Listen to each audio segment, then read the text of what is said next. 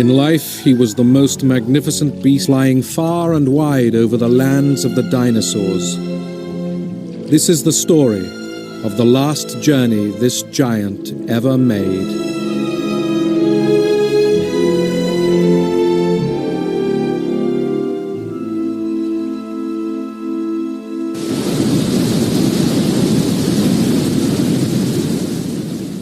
It is the beginning of a period in Earth's history called the Cretaceous, and the movement of the continents is not only breaking up the giant northern and southern land masses, but it continues to push up sea levels.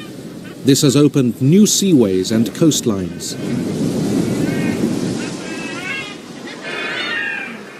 Where once there was solid land, now there are ragged cliffs. But there is one species that dwarfs them all.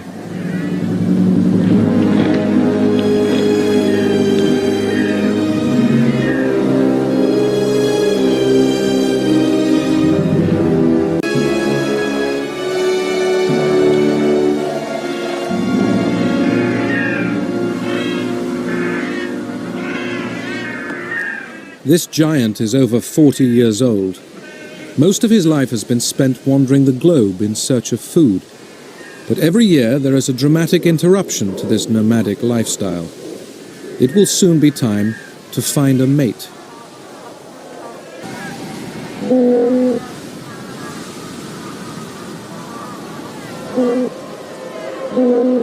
That it is time to move on. He must leave these shores and return to his breeding site in Europe, on the other side of the world.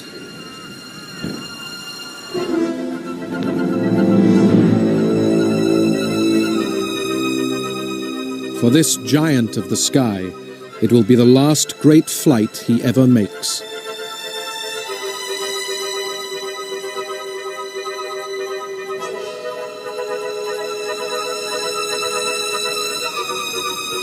What he is about to undertake is the most astounding journey in the animal kingdom. From the shores of the great southern continent, he will travel to North America, cross the Atlantic Seaway, and fly on to the islands which mark where Europe will one day be formed. Spread out below him will be the majesty and spectacle of a world ruled by dinosaurs.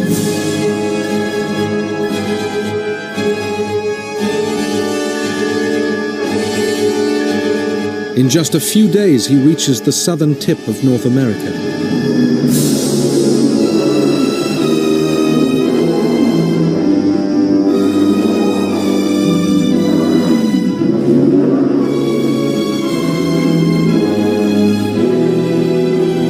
Below him, a column of iguanodons stretches along a beach, grazing the edge of a dense forest. 1,000 tons of dinosaur are on the move.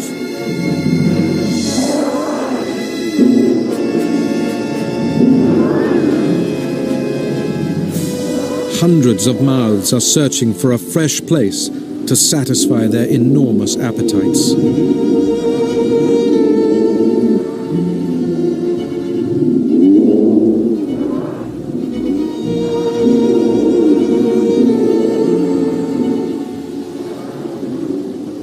The young play around the adults. Although these herbivores walk on 4 legs, iguanodon can run on just 2.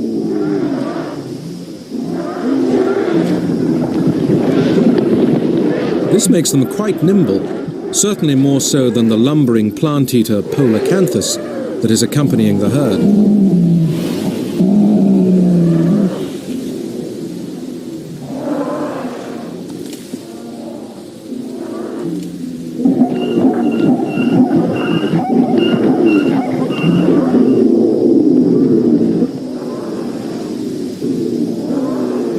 The wall of flesh travels slowly onward, following the path, but there is a setback ahead.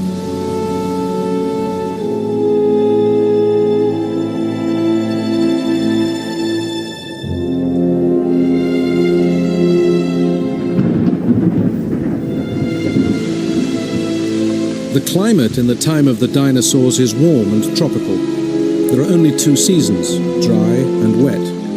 Now it is the time of year for tropical storms. In moments, the short stretch of coast is drenched.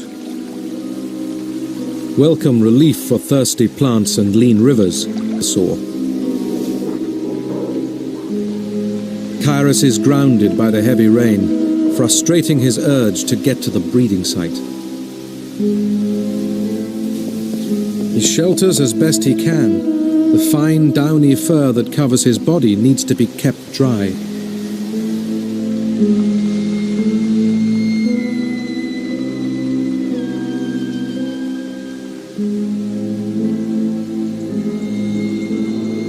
For the iguanodon herd, the rain is no hindrance. These are among the most successful dinosaurs on the planet, populating every continent, thriving on a variety of vegetation. The river estuary provides them with an ideal break in the forest. There is fresh water, and the banks here are thick with lush podocarp scrub and tree ferns. One reason iguanodon are so successful is that they have developed a new way of tackling Cretaceous plants. Most dinosaurs can only crudely slice food with their teeth, but iguanodon are the first herbivores to have back teeth that can grind up vegetation before swallowing. This ability to chew speeds digestion of even the toughest plant material.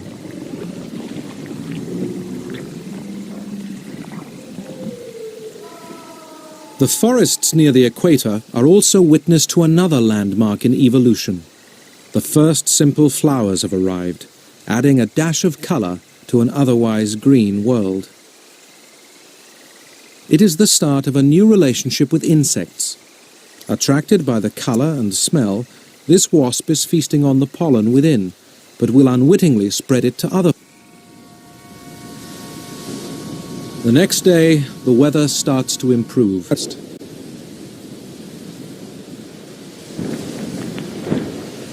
At last, he can resume his epic journey.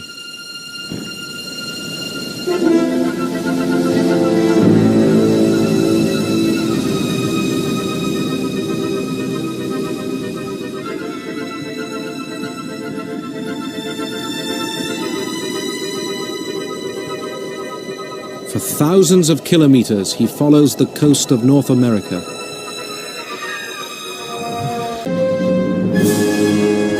But soon he must face open water.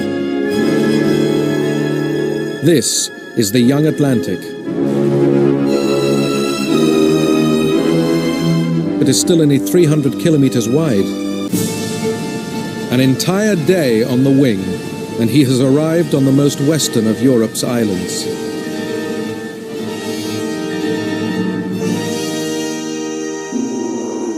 Once again, the landscape is dominated by a huge herd of iguanodon. This time, though, it is a larger European species, up to 3 tons apiece.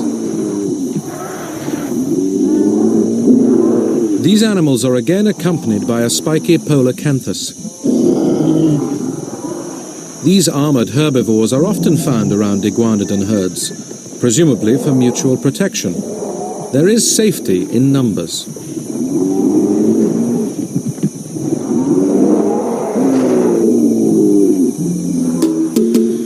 They are being watched by a pack of carnivorous utahraptors. For the moment, they are biding their time.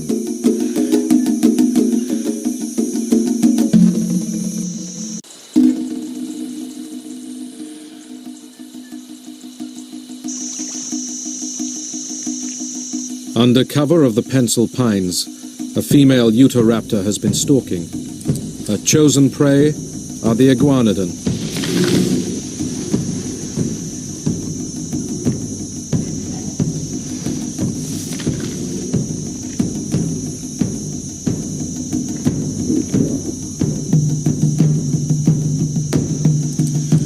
Somewhere close by are the rest of the pack.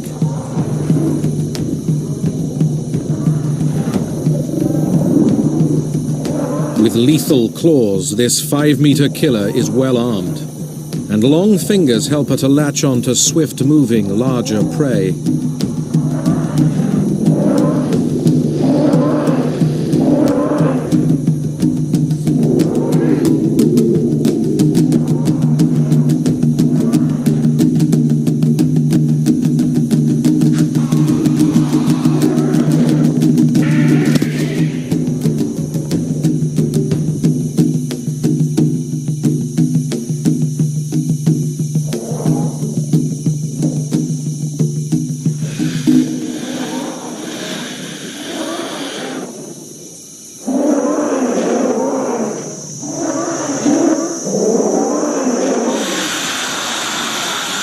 Raptors have the short legs of a sprinter and do not pursue their prey for long. This one saves her energy for later.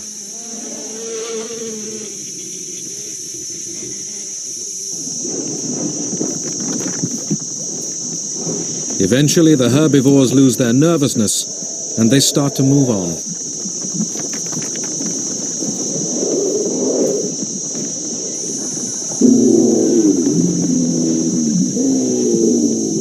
As the iguanodon file down to a lake to drink, a polacanthus lags behind to gorge on conifers and becomes separated from the herd.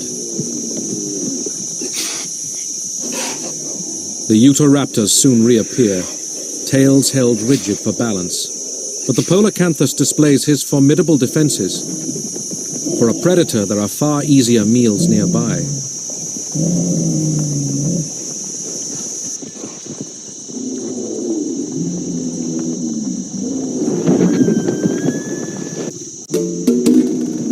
The raptors are closing in.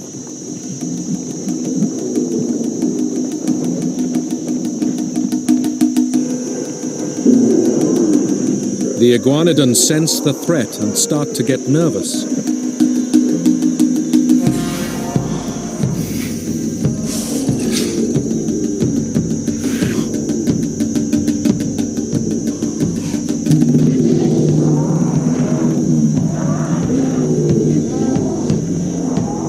After one unsuccessful attack, the raptors are being more cautious, and it is paying off.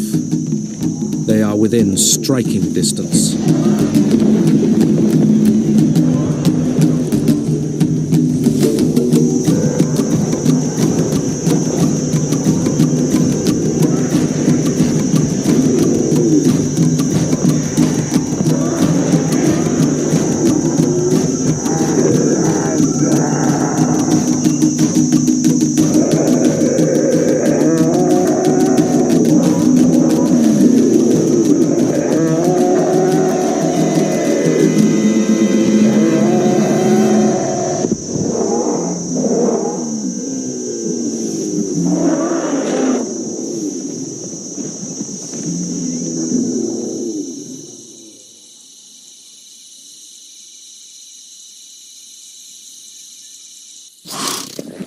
This is the first kill the pack have made for over a week. They will eat as much as 100 kilograms each in one sitting. The youngest of the utahraptors hovers nearby. There is a strict pecking order to this feast, and the large adults come first.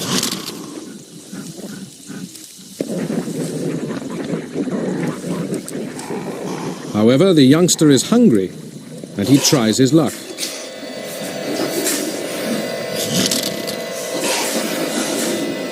The response from the adults is immediate and intimidating.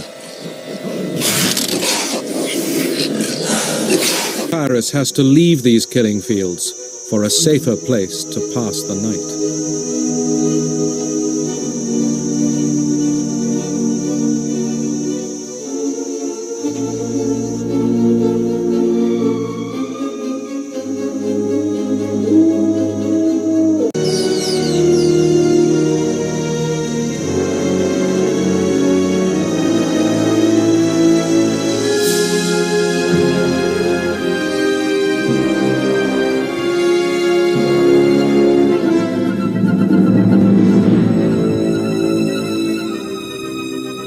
Driven on, he eventually reaches the huge island of Cantabria, which will one day be the bedrock of Spain. He is exhausted by his 14,000-kilometer journey.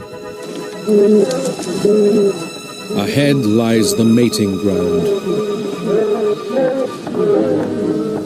Every year of his adult life, he has returned to this same spot to mate.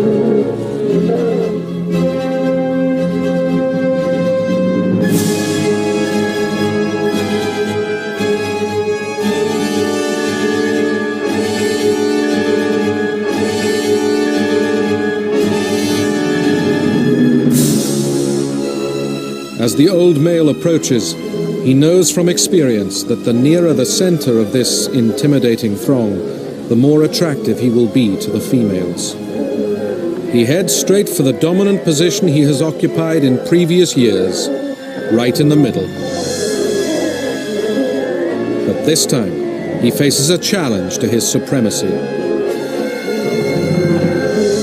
Again and again he tries to land, but the males on the ground fend him off.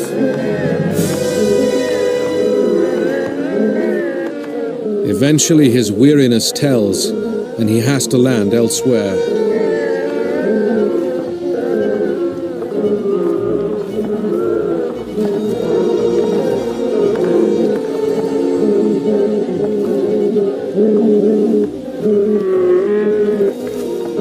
His position among the males has been usurped by younger animals.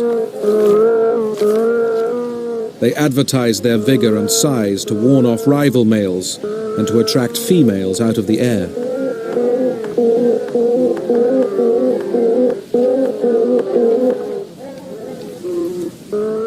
For the outcast, the world has been turned upside down. Now banished to the outskirts of the mating area, he will be lucky to attract a female at all.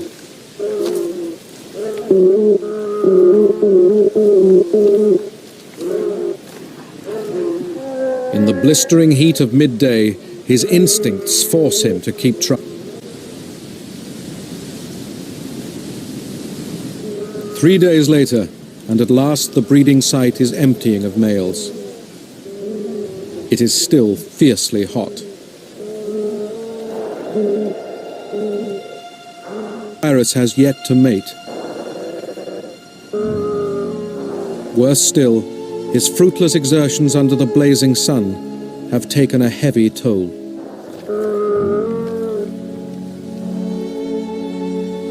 Heat, stress, and lack of food have all but killed him. The king of the skies has lost his majesty.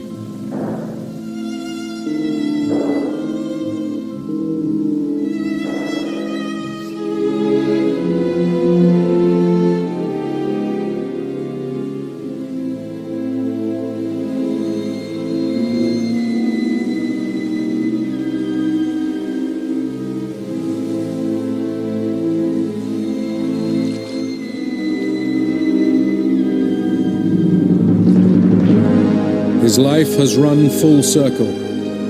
In his time he traveled the globe, but death finds him here, in the very same place where he first mated some 40 years ago.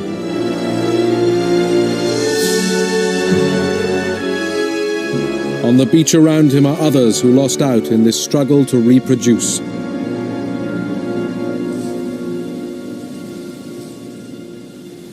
But nature is seldom wasteful. They have become food for the next generation.